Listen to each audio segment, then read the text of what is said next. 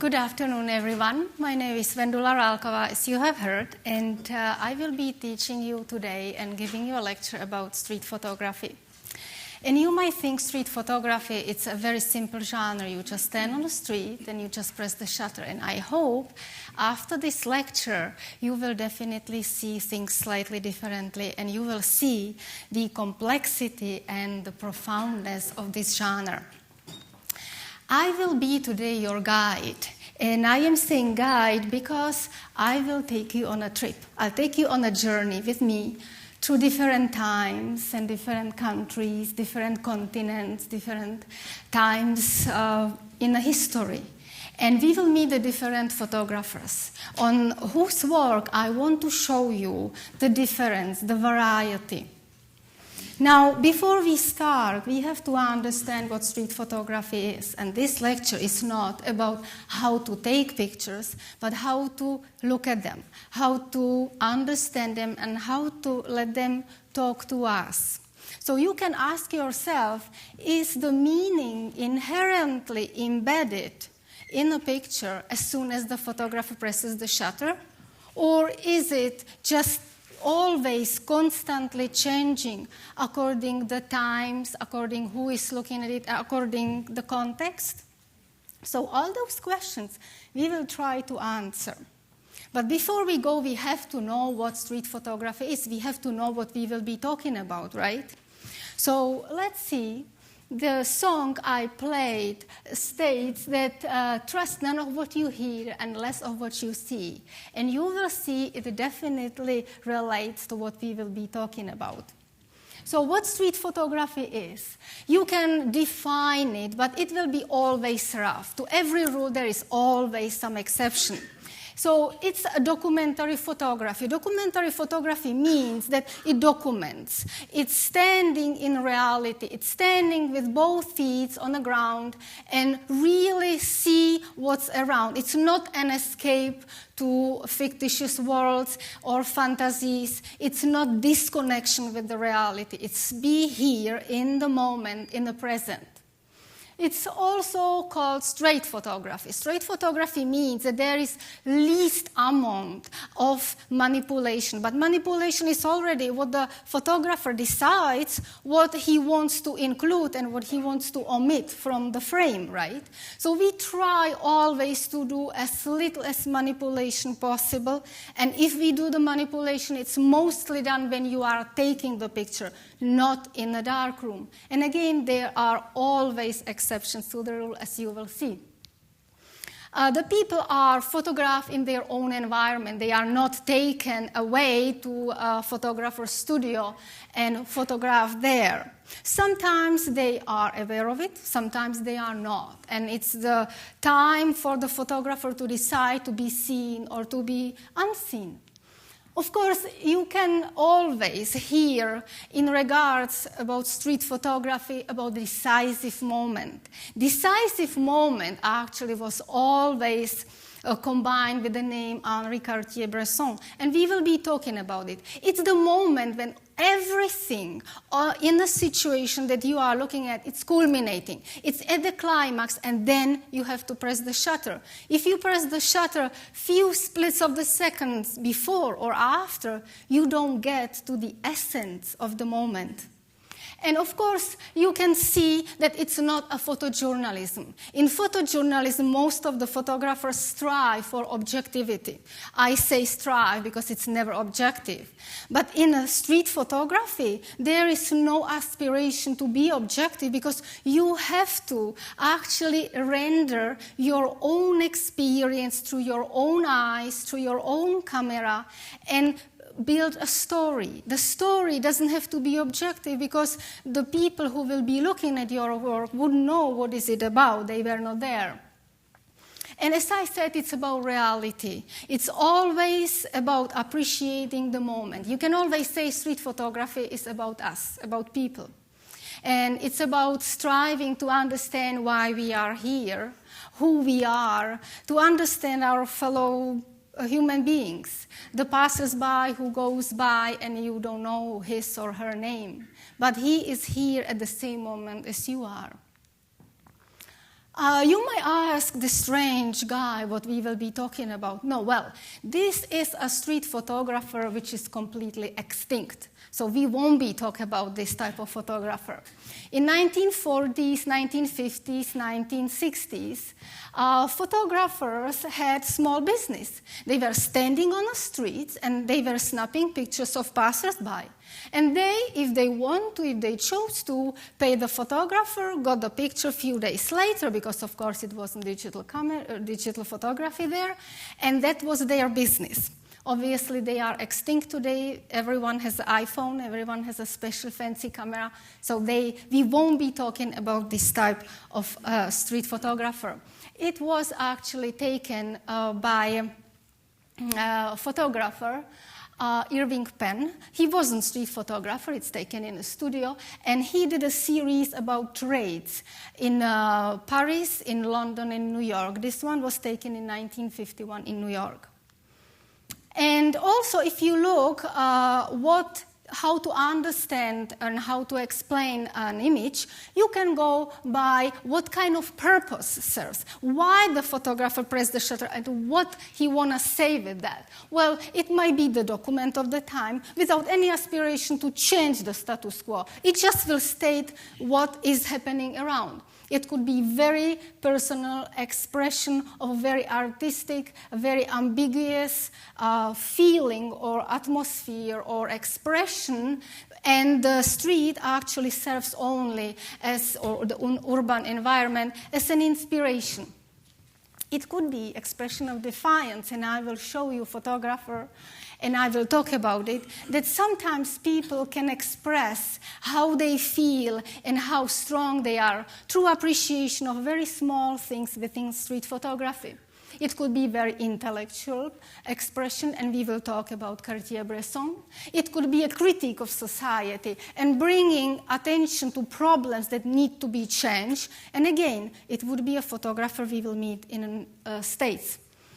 And you might be surprised, but the golden age of street photography after the Second World War in France, and the images that we so much admire and feel that is the tradition of street photography, they were also a propaganda. It wanted to show France after the Second World War how positive, how optimistic image it would have, and how people can live and really live through the joie de vivre in France.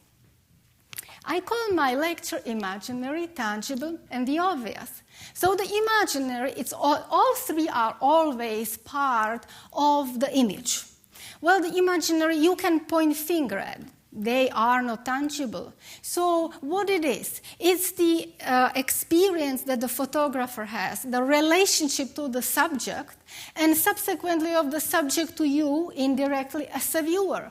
Did the subject saw the photographer? Was he comfortable to be photographed? Did he have some kind of relationship, or was it completely candid?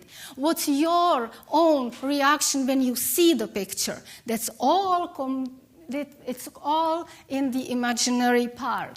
The tangible is very easy to explain. It's the true likeness. It's the same corner of the street that you know. It's the passers-by exactly face how he is. That's photography does the best from all the visual arts, capturing the true likeness. And what's the obvious? Well, I hope that each of you at the end of the lecture will answer to yourself what's the obvious part. We will go on a trip then, I promise you, and we will start where else is better to start than is Paris, France, right? And we are coming exactly at the moment when Paris is transformed from being very dark, medieval, dirty city into the metropole we know today. We are coming around 1853, when Baron Haussmann was appointed by Napoleon III to be a prefect. Prefect means that he was actually something like a mayor, and he was instructed by Napoleon III to implement changes, huge changes, which would change the Paris forever. So all the tiny medieval streets, winding that nobody knew where they actually going to, All the dirtiness and everything from the medieval times was tear down. 60% of the Paris was completely damaged.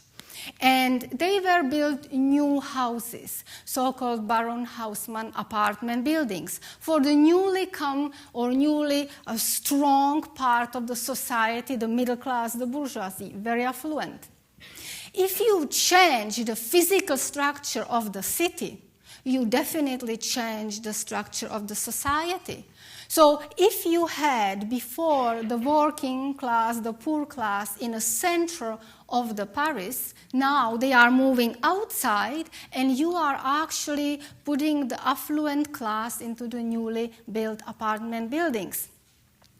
Well, Baron Haussmann knew that it wasn't just because they want to improve the sanitary condition. There were always outbreaks of cholera. But he also knew it was for political reasons. If you have a small winding street, it's very easy to barricade. And French always opposed to something, and there were always political upheavals. So it's easy to barricade a medieval tiny street. But if you have a wide boulevard, of course, everyone can very easily come and control the crowds. So all those things are coming into play when Eugène Atget is coming to our view. He wasn't a photographer from his youth. He was a sailor. He was not a very successful actor. And in the middle of his life, he picked up photography. He had a large format camera with the bellows, when you put the black cloth over your head. And he already had the camera outdated for his times. And he started to photograph Paris, to document the changes, to really still see the Paris that you won't be able to see in a few decades. He did series about parks in Paris, about the buildings. He very often went very early in the morning so the people won't be in his view. And sometimes he photographed people, he photographed different traits. So let's have a look what he came up with. Very typical Atget photograph, very empty, very eerily, very strange feeling, like it's almost abandoned.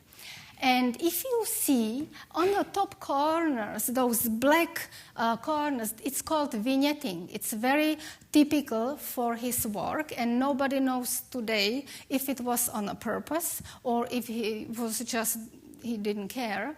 It's caused because the glass ground doesn't have the proper coverage from the lens.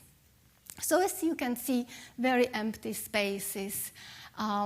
Still today, when you walk there, very often you can still recognize the ones that they were not changed as much. This is the part of Paris which was completely demolished.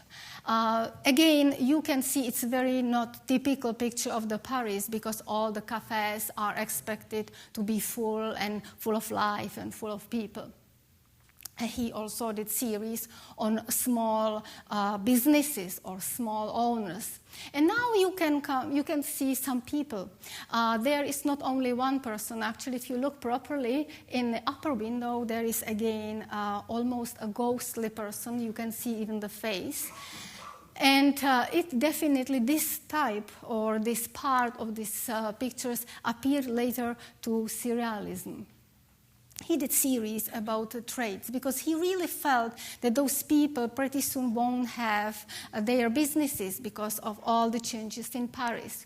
And you can see the slice of Paris of working class, of people, they were poor. And as a woman, especially, you had 4 choices if you had to work. You could be on a laundress, you can be servant, you can be seamstress, or you can be prostitute. You didn't have much choices. People like the organ grinders, they no longer needed to come to the bourgeois, very affluent neighborhood and play the music because they wouldn't get any money from them.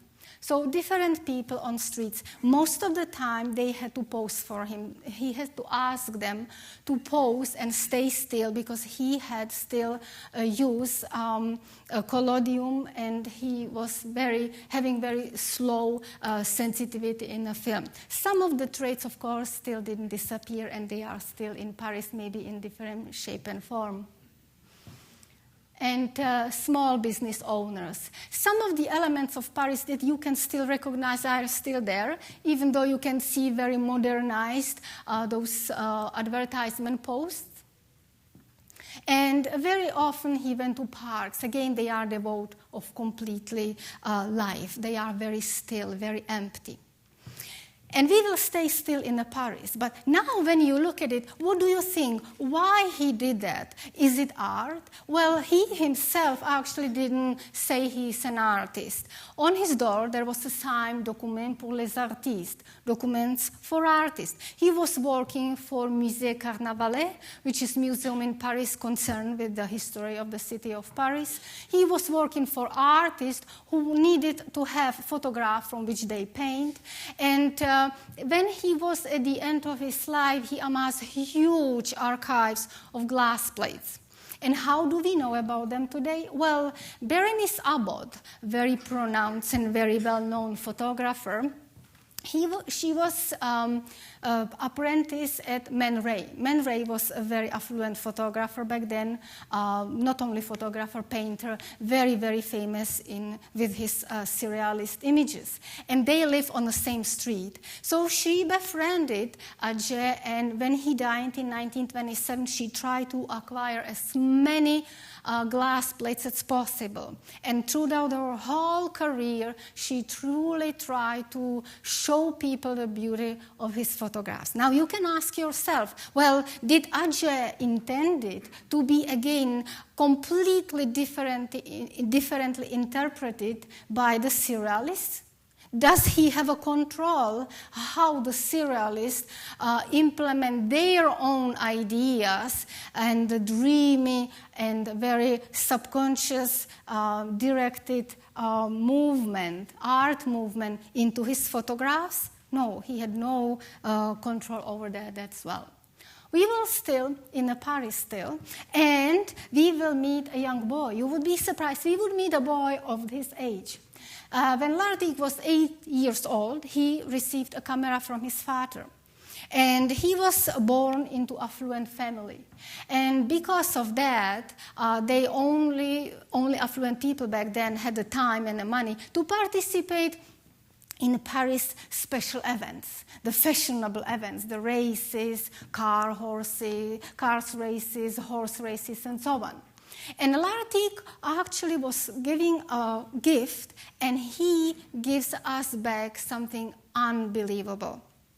Lartigue studied painting. He didn't intend to be a photographer, but throughout his whole life and his childhood, he was snapping pictures of people around him, where he went with his friends, what they were doing on the streets. And as you will see, it's fantastic slice of the society at the end of the century. They call it fin de siècle or Belle Époque, beautiful epoch.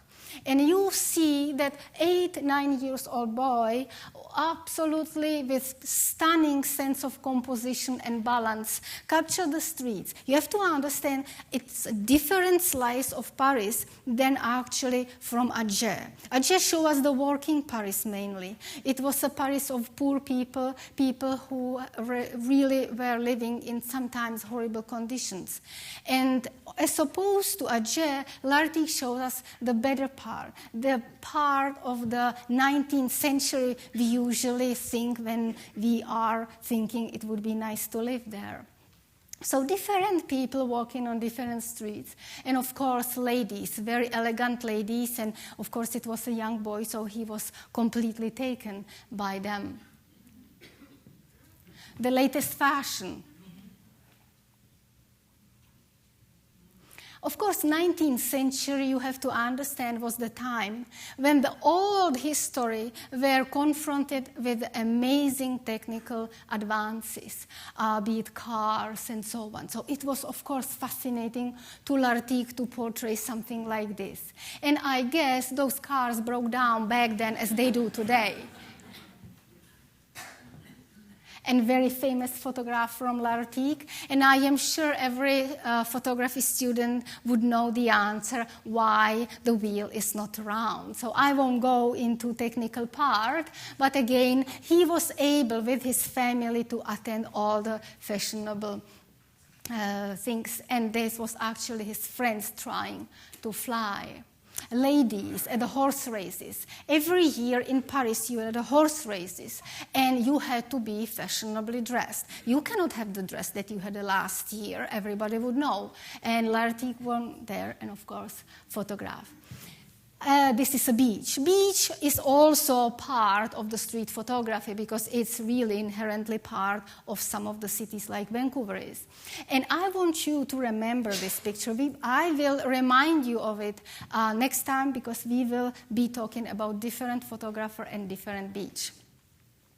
And I promise you, the third photographer is the last Frenchman. But I have to stay in France because France is the cradle of street photography. The best street photography comes from France. And it wouldn't be a lecture about street photography if I wouldn't mention whom, of course, Henri Cartier Bresson. I am always the champion for the people who are unknown, who are the forgotten one, who didn't make it to the books of art history or history of photography. But sometimes you have to mention the forefather of the basic of the street photography. Cartier Bresson was also born in affluent family. You don't have to be always born in affluent family to be a street photographer, no. But it happens. And he, despite his quite comfortable financial life, had a quite interesting and very adventurous life. In 1930s, as a young man, he decided to go to Africa, to Ivory Coast, and, just find himself as a young man. And it coincided with the opening or invention of mobile small camera called Leica. And that's probably one of the reasons why we pay for Leica today $4,000, because Cartier-Bresson had the camera and used it throughout his whole life. When he came to Ivory Coast, he photographed a lot. And even though he studied also painting as a young man, he was taken by photography, and he came back to Paris only to realize that actually all of his negatives are completely destroyed by the humidity. He continued to photograph. And he also, we can always say the decisive moment. I already mentioned it. Why? In 1952, he published a book, Images à la Sauvette. It's French, but if you always see the book in English, it has name Decisive Moment. The book starts when Lartigue states that everything in life around us has its decisive moment. Actually, Cartier-Bresson was very much intellectual, and it's not his saying. It's Cardinal de Retz. He lived in France in 1613 up until 1679, who said, everything in life has its decisive moment. And Cartier-Bresson took it as its own, or stated as own, and implied everything what he thought about photography. What actually it meant was that you truly have to think about the timing, especially in street photography, to really capture the moment at its essence. And Cartier-Bresson always said, if you have online your heart, your eye, and your finger on the shutter, you produce the perfect picture. He is very much admired for his composition. It's a very classical composition, very well balanced, almost geometrical, very analytical. This is a picture of the second one from 1932. And this was the time when he started to do street photography. And really it illustrates how the decisive moment works. If you will be taking the picture when he is still standing on a ladder, you will know what will happen the next time. And if he will be already back, landing in the water, it will be too late. So that was the perfect timing for the decisive moment. You have to understand that he used the Leica and he had a very strict rules how to photograph. He always used only 50 millimeter lens, which is the standard focal length for a 35 millimeter small format.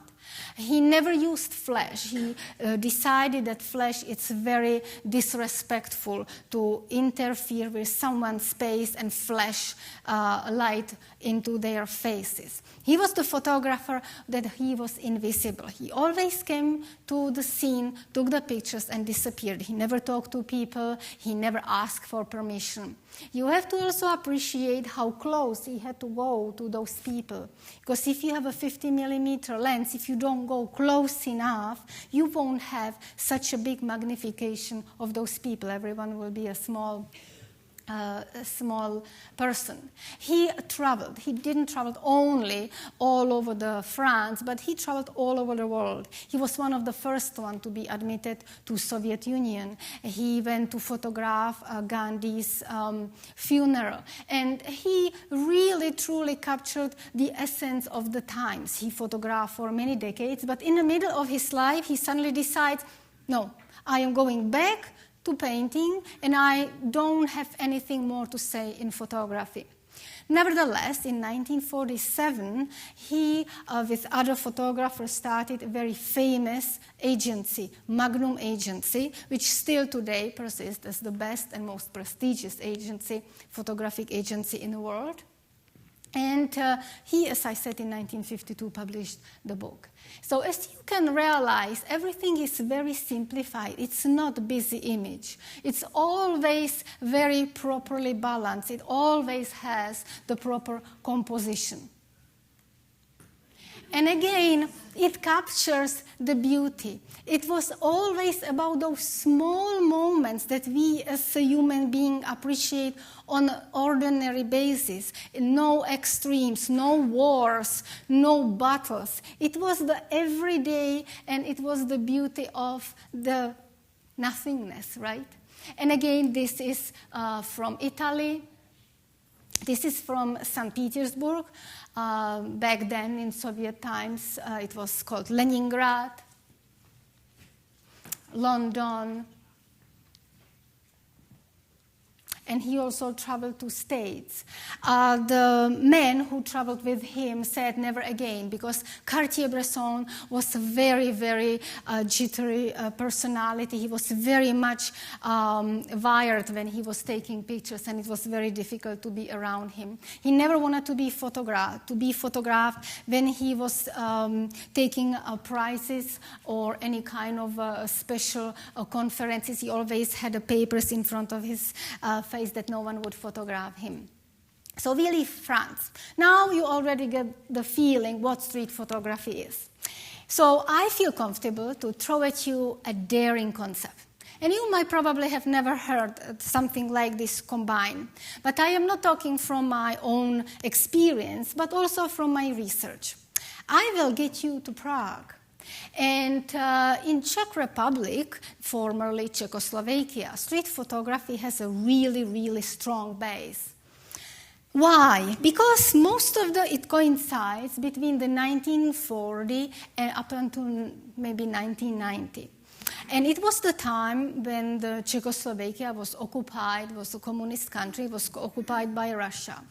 And it was one of the feelings that you cannot go and say, I'm against. If you would do that, you will go to jail. But there are other means how to express your defiance and how to still preserve the joie de vivre. It might not be the same one like in France, but it might be the tiny one, the subtle one, from small things to preserve, even if you have the oppression of the ideology. I chose Dusan Palka. There are many others, but they still, if they are my generation or older, they are not on the internet. They still prefer to do more publishing or exhibitions. So what's the daring concept? Well, when I was looking through the all street photography, the Czech street photography, somehow it didn't fit into the Western world canon of beauty. I'm sure you know what I am talking about. It's based on the Greco-Roman ideal of perfection, permanence, and symmetry. Symmetry for my students, I'm not talking about composition, I'm talking about the canon. So the canon of beauty couldn't be applied to Czech street photography. It just didn't fit there because it's not perfect. And it's more or less perceiving the beauty on the sense of the flaws, of the sense of the daily things. It's nothing perfect. And always you feel the time in it, the passage of the time. So I look around, I travel the world with the finger on my map, and I found something extraordinarily.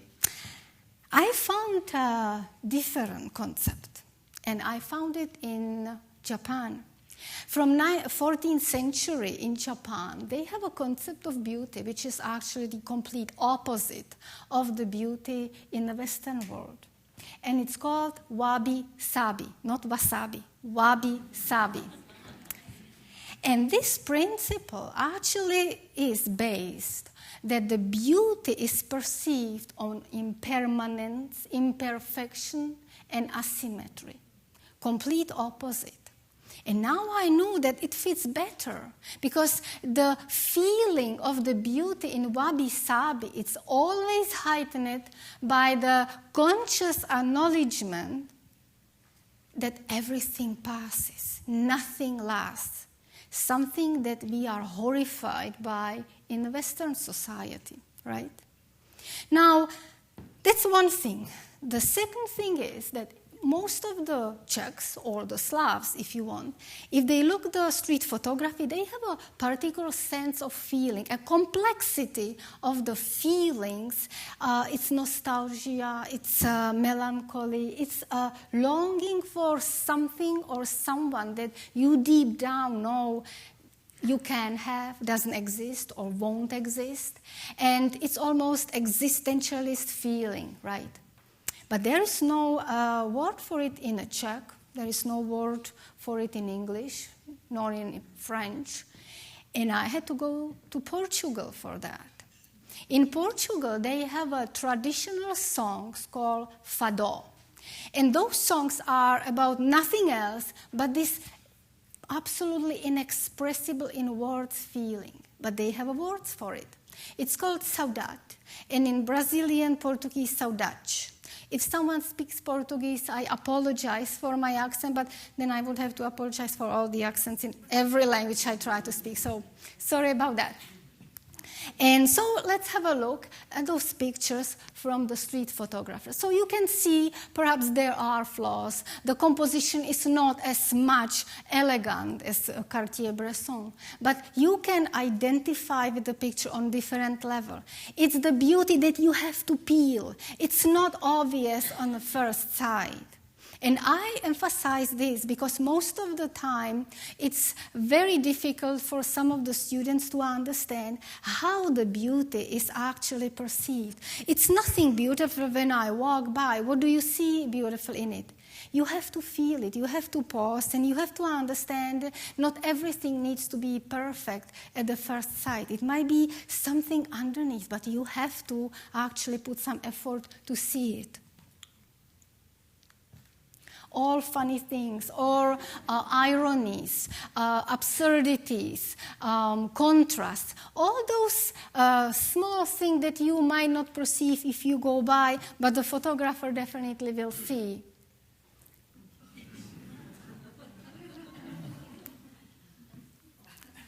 Sometimes absurdities that you can even explain. Very often, something that it might speak again. I am going back what I said at the first time. It might have a different meaning for you as it has different meaning for me, because each of us has a completely different experiences and background and imagination. This was very typical scene during the communism.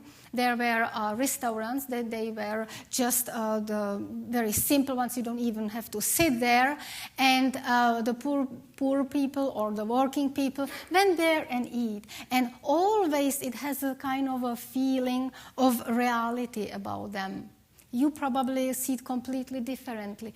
Different juxtapositions and combination. It's exactly what I said, how the photographer combines the images and how they decide it. If he would move a little bit on either side, he might not have the child there or the sculpture. Strange combination, making relationship that they actually don't exist. You are, as a street photographer, making up the stories.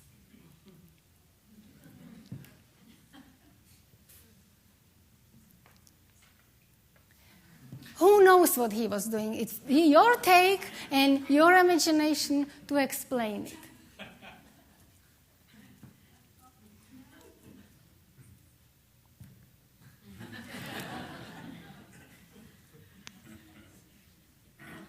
Strange things. So I was mentioning the beauty, the classical canon of the beauty in the Western world. So now, of course, when I mention one that it wouldn't fit, I have to go to the country where it fits perfectly. And we will go to Italy, of course.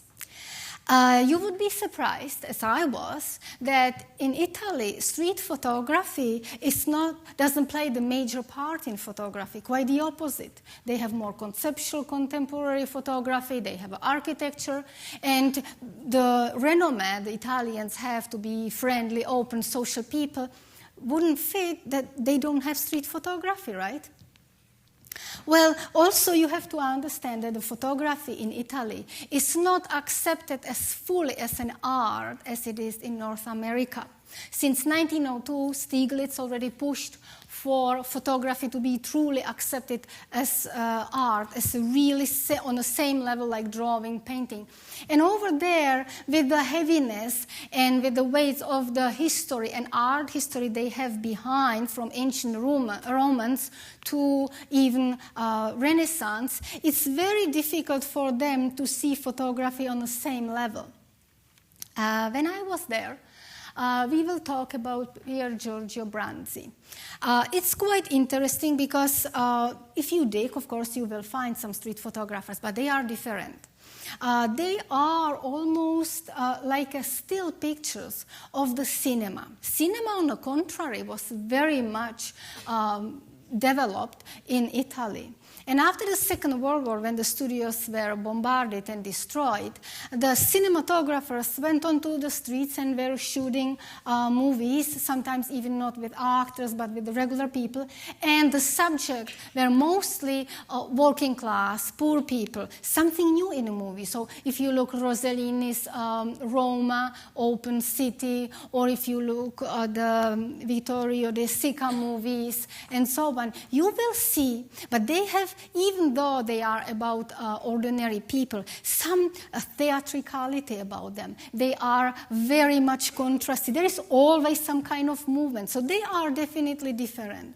If you are in Italy, the perception of beauty is completely different than in Prague. You don't have to unearth anything. You don't have to peel anything. It's there. It's just hitting you in the face. It's beautiful. It's balanced. It's absolutely stunning. And if you go, let's say, to regions like Tuscany, you can almost close your eyes and take the picture without your input because everything would be perfectly balanced. It's the beauty that really caresses your heart, and it's a pleasure to look at. It's a visual candy. So as you look at, they are very theatrical, very contrasty, sometimes almost abstract, if you will.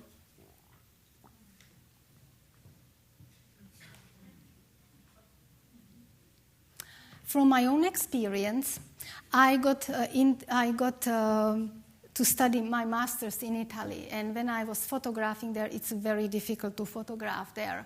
As much as it's easy here, and people are very welcoming and very tolerant, in Italy they are not. They will start yell at you across 10 meters, so everyone sees you, that you are there with a camera. Again, movement. There is always movement. And it's the literal movement and also the other one. He also photographed in Sevilla, in Spain. The light, very, very dramatic light, almost like in movies. Again, it looks like a still from a movie.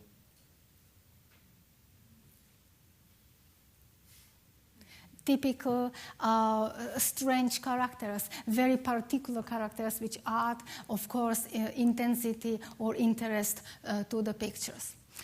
So we will go to Britain. And of course, in Britain, everyone is known for their wit, for their humor, for their sharpness, how witty they are, and how sarcastic or ironic they can be.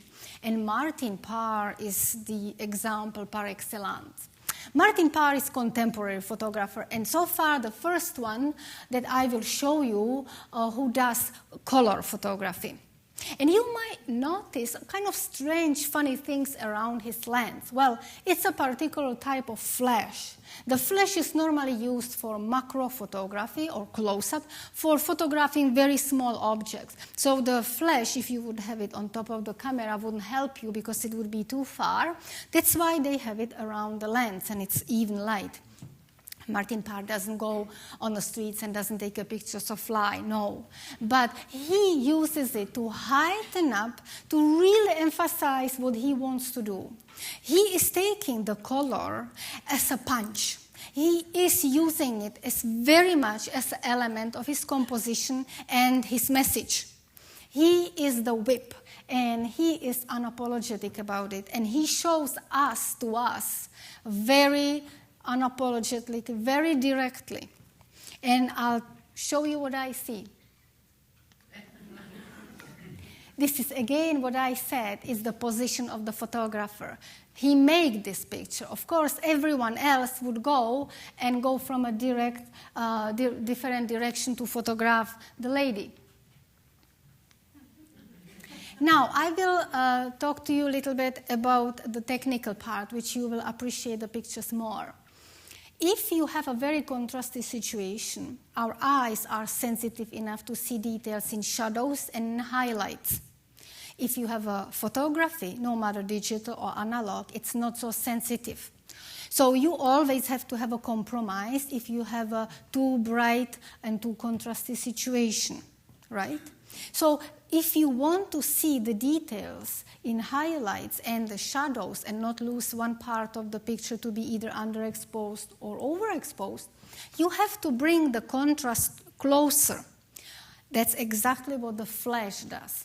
So he uses the flash because the flash actually exposes the lady that you can see the face. If he wouldn't have a flash and he would expose for her face, everything behind her in the background would be completely light and overexposed because it's already too bright as it is. And as you can see, the effect of the flash also separates the person from the background. It's very strange. It's not natural light. And he uses it to really heighten up the critique.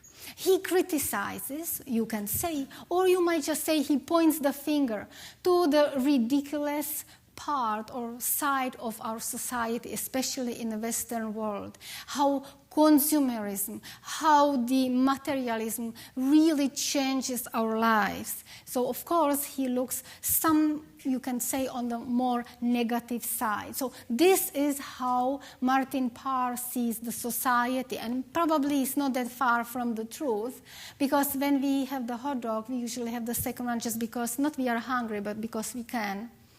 And he doesn't hesitate to even go to close-up to see what we eat. And sometimes we wonder if we see the pictures, is it really that bad? Yes, it is. Now, I will talk about that he also is the one opening eyes. I am sure you have experienced in your life that if you live somewhere for too long, you don't always necessarily notice the bad parts. Right? And I'll give you an example. When I grew up in Prague, the perfection picking after your dogs, and until today, it's not as high as it's here. So if you walk on the streets, you will see a few things. And people don't notice them. They don't know about it. They notice it only when they step in it. It's the only time. But when I go there now, when I don't live there 20 years, I actually hop like this. And everyone, what are you doing? Well, because I notice it and they don't. And that's exactly what Martin Parr does, right? He is showing us, look at this. It could be clean, but they don't even notice. That's normal, right? We do strange things. How would you rationally explain that we strip ourselves and we actually lie by a machine on a concrete and let our children play around? He doesn't stage it. That's what he finds, right? And now we are coming to the point that I told you to remember Lartik's picture from the beach with white-dressed people going there. This is how beach progressed. This is us. 50, 60 years after Lartik took the picture. He did series on beaches as well. I am sure if the gentleman would know how he looks from behind, he might change the huts. But that's Martin Parr, no apology. Is sometimes people don't like it, they find it offensive as well. Details, right? But you are laughing. That's the best response that the photographer can get. That's the response that actually talks to you. So as you didn't laugh at Lartik, you didn't laugh at the Cartier Bresson, it was too intellectual, but now we are coming that we identify with those pictures. We know what he is talking about. Strange. Really, how would you explain that? And it's not from a movie. So the color, right? The color is the main subject. It really is not only heightening the sensation that we might have negative, but also it's an eye candy. We, as human beings, like to look something bright, something colorful. And we leave Martin Parr behind, and we will go to North America. Jacob Riis. He was immigrant in New York, and he was 19 years old when he came there. He came with nothing. He was a carpenter, and until the middle of his life, he was really living in extreme poverty. He was living in those tenement houses. He lived on the infamous Bowery or on the Mulberry Street. And in the middle of his life, he got a break, and he used to be taken as a police reporter. And from then on, he devoted his work to showing the society, and especially in New York, how the conditions are horrible and they need to be changed. Bowery was so infamously dangerous that not even policemen went there. So he was photographing not for any sake of art. It was really a means to improve the conditions of people. It was very socially conscious work. And on top of it, he was one of the first photographers who used flash. Back then, he didn't have a Martin Parr flash, of course. He had a large format camera. Again, he had a cloth over his head. And he used magnesium.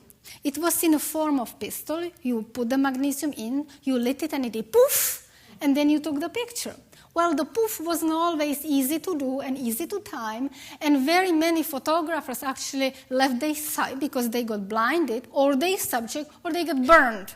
So imagine he goes in the tenement houses. Now already the tension is there. There is the police reporter setting the big camera, and then they point the magnesium into the poof. So you have to realize how much he was really into his work, how much he sacrificed, how much sometimes he might encounter very dangerous problems. He was photographing children abandoned on the streets because people couldn't afford to feed them. People on the streets or the back alleys of very poor areas in New York, and this is the infamous Mulberry Street. And because he didn't want to stay only on the streets, that's why he used the flash, because the places that he went to were very dark. They were cellars, literally cellars, that people actually stay overnight to sleep in between those 12 or 14-hour shifts, if they were lucky to have a job. So it was the time when he used the flash. You can see he probably has quite surprised expression. Also, how the flash renders the subject very flat, very harsh against the dark background. So that was how people survived back then. At the end of his life, he was successful enough that Theodore Roosevelt was helping him to implement all the changes. And thanks to Jacob Riis, some of the small parks are still today in New York, and he really tried to change it, and he really achieved that. Now we are still staying in the States, but we are going from New York to Chicago. How many of you have ever heard Vivian Maier? Oh, God. Yeah, because you heard about it because she was discovered, right? You wouldn't heard the name in 2009. No one did. So not only she is the first woman that I am showing you in street photography, and you might be surprised, even though it's such a gentle and a very soft genre, there are not that many women to do that. And also, she represents in the gallery of our photographers, each with different purpose, different attitude, different take on the reality, something extremely special and rare. She didn't have any ambitions to get public. She didn't exhibit it, she didn't publish, and nobody knew actually that she is taking pictures. She was 40 years a nanny in Chicago. On her times off, she went and photographed the city that she loved. So now you have, as a photographer, completely private, intimate expression of someone's take on life, someone's life philosophy, without any tinting, any kind of poisoning from any kind of pretentiousness or ambitions or anything like this. As you can see on her picture, she has a camera, very funny one, right? It's called twin lens. It's a Rolleiflex, and it works on the principle that you look through one lens on your subject, and the second lens takes the picture. And also, when you focus, you look down, okay? So you can see all her photographs are square format. Square format means that's a medium format film, 6 by 6 centimeters. And you can still do it today as well. So very simple pictures, but this was exactly what she encounters when she had day off, took her camera and walked through the city.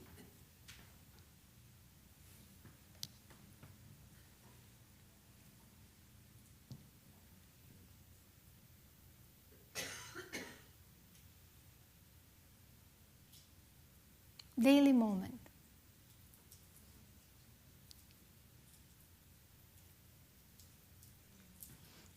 Very often, she used herself as a subject in reflections, in shopping windows, reflections in the mirrors, and so on. So this is her as well.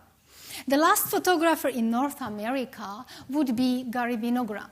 Gary Winogrand is the prototype, is the symbol of the new and very North American approach. He was obsessed with photography and with streets. So when he died, actually, they found many hundreds of undeveloped rolls of film. For him, developing the rolls and going to the darkroom was the extension. It wasn't important. For him, the priority was be on the street and catch the moment. He obsessively photographed very fast. He didn't carefully compose like Cartier Bresson all those well-balanced pictures. It was almost like an obsessive snapping of times and moments that he around himself saw in New York. He did series also. He did series about women because, of course, like a man, he was very taken by them and how they actually interact, how they walk on the street, how they walk, how they see people around them. So very fast moment. This is not posed. It was really how he came across it. So there is no way for him to say, oh, I have to go more to the left because she needs to be on the right side to have the proper composition. It was just really snapping almost from the hip.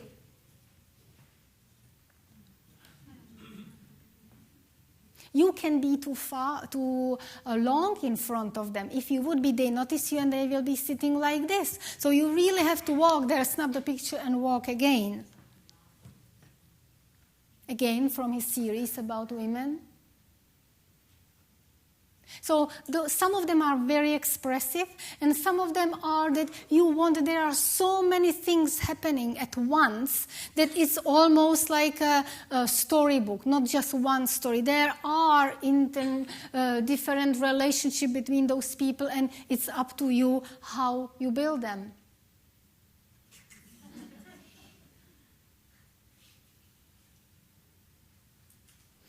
Of course, every street photographer, the students of mine, I always ask them not to crop people in different way. It didn't apply to Vinograd.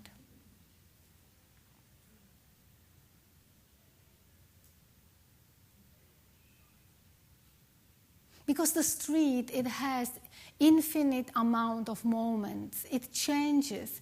And you always see the time as the creator of the essence or of the sense of the scene, and then it's destroyed at the same time. Now, this picture is very strong, and again, we can, and probably most of us do, imply to it the stereotypes. Maybe the man is the gentlest man all over, but he doesn't look like it. He looks quite violent, and his gaze to the women, of course, implies that he might be quite strong, and he might not be even pleased at the moment. But again, this is our interpretation. Maybe they were just talking about something very gentle. We don't know. And I'll take you from States to Russia, to contemporary Russia, up north to St. Petersburg. And there is a contemporary photographer, Alexei Titarov, who studied filmmaking. And you can see the influence of the filmmaking on his photographs. It always works very much with time. It's the stillness of the motion and motion of the stillness, if you look at them. And then again, you can argue, well, but that's manipulation. Yes, definitely it is. But it's his own expression, in his own individual take, how he perceives the street. He also uses medium format, but he uses them on a tripod. He doesn't have Rolleiflex, it's a different camera, and he walks around the city with the camera on his tripod already, and whenever he sees something, he put the camera down and have a longer exposure. That's why you will get the movement. Very often he references also literature, Russian literature, Dostoevsky, Tolstoy, and so on.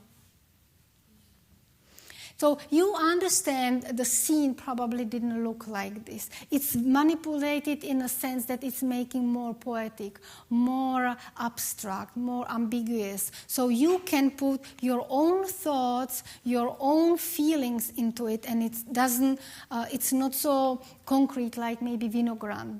There is a different type of stories.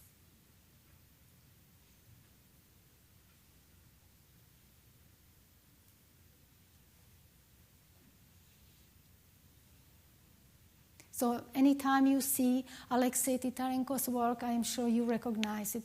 He doesn't photograph only in Russia. He also photographed in Venice, and also he went to Cuba. So he did series about those places as well. All of them are always with a long exposure.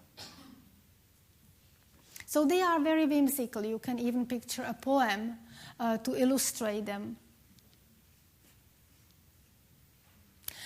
Well, we are almost at the end of the lecture, at the end of the trip. But I say almost because we are in Vancouver, and you may ask yourself, well, why does she know how it feels to be with the camera on the street? So I have been asked to include my own work as well, and I guess it's probably fair enough to go now. It's my turn to go on my skin to the market, as they say. So my lifelong project, it's called Luctor et Emergo. It means in Latin, I struggle and I overcome.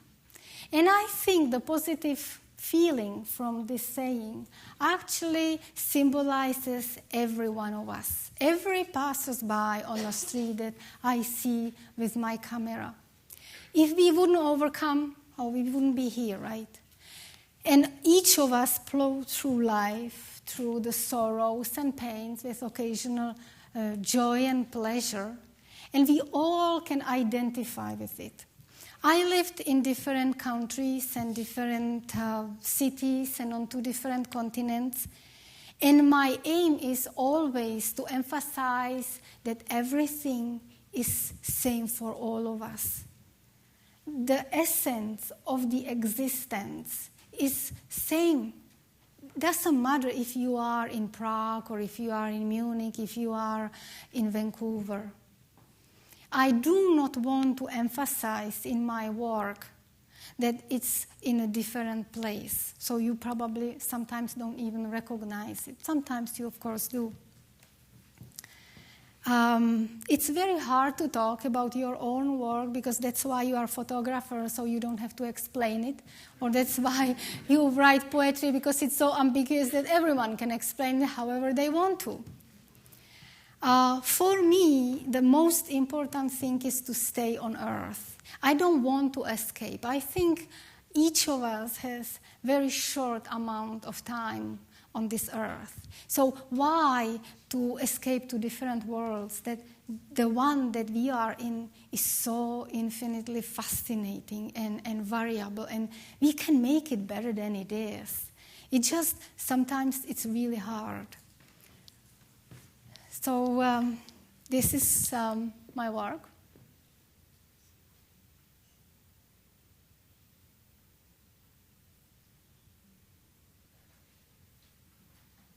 That's the disapproving look of all Italians.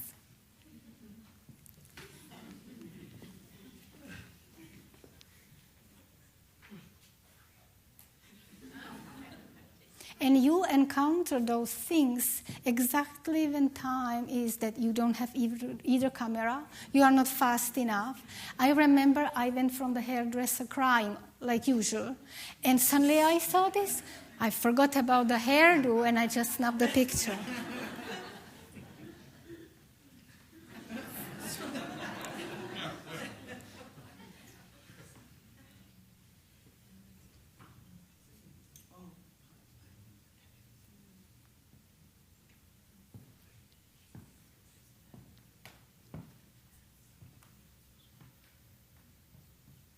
They were twins. And they actually changed their position exactly the same way.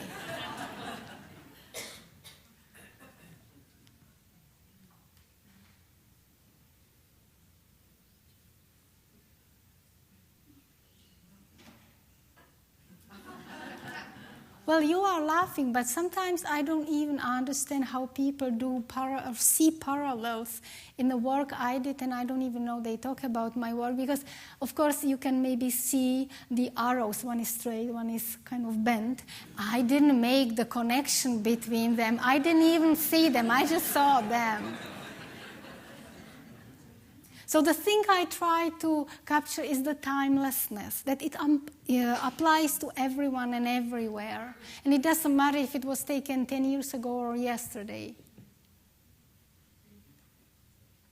I did try color, and you can see in my color photography that the color is absolutely not an important element of the composition. It was just because I was in Italy and they didn't have a dark room, or the dark room wasn't equipped well for me to print, so I had to do it digitally. All my work, the black and white, is analog, so I have to go to dark room, I develop it, I print it, I tone it, and so on.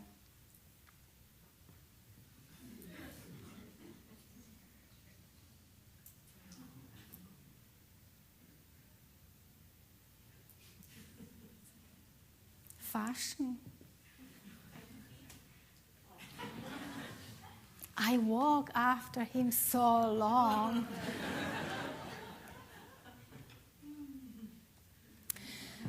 So we are at that summarizes Italy, okay? So we are really at the end of the lecture. I won't drag you anywhere around the world anymore. I am sure by now everyone can answer to themselves, what's the obvious? What's the obvious? It's the fact that each of us is the maker of the meaning of the image. After all, you are holding in your hands a piece of paper with specks of color or shades of gray, but it's your imagination, your openness and willingness to build a story from it, to see something in it. So next time, when you photograph, at first don't look at it with your head. Look at it with your heart. And it will surely help you to understand and to determine, just for yourself, what's the imaginary, what's the tangible, and what's the obvious. Thanks.